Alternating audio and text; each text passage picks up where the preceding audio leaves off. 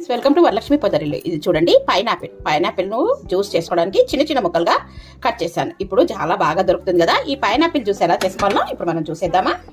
ముందుగా పైనాపిల్ని చిన్న చిన్న ముక్కలుగా కట్ చేసుకోవాలి. అందులోకి సన్నగా 2 ఇంచుల అల్లము, అలాగే పైనాపిల్ ముక్కలు వేసేసుకుందాం. చాలా బాగుంటుంది జ్యూసు, ఆరోగ్యానికి కూడా చాలా మంచి చేస్తుందండి. ఈ సీజన్లో తప్పకుండా తీసుకోండి.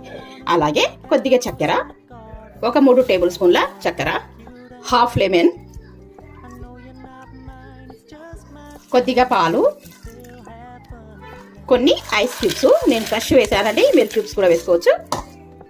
కొన్ని వాటర్ పోసి ఇప్పుడు మెత్తగా జ్యూస్ పట్టుకొని వస్తాను. ఇప్పుడు జ్యూస్ పట్టేశాను. వావ్, ఇదంతా వడకట్టేద్దాం. ఒక స్ట్రైనర్ పెట్టుకొని గిన్నెలోకి వడకట్టేద్దాం.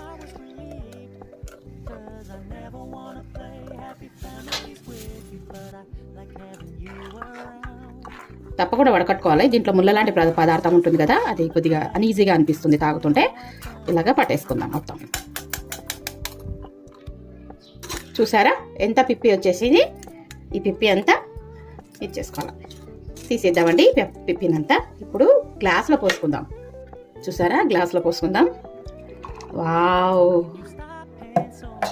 ఒక్క పైనాపిల్ తెచ్చుకుంటే మనకు 4 గ్లాసెస్ పైనాపిల్ జ్యూస్ రెడీ.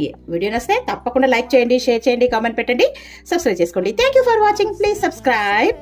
అద్భుతమైన రుచితోని పైనాపిల్ జ్యూస్. నచ్చితే ఒక లైక్ కొట్టండి అబ్బా. అలాగే సబ్స్క్రైబ్ చేసుకోవడం మర్చిపోదు. బాయ్.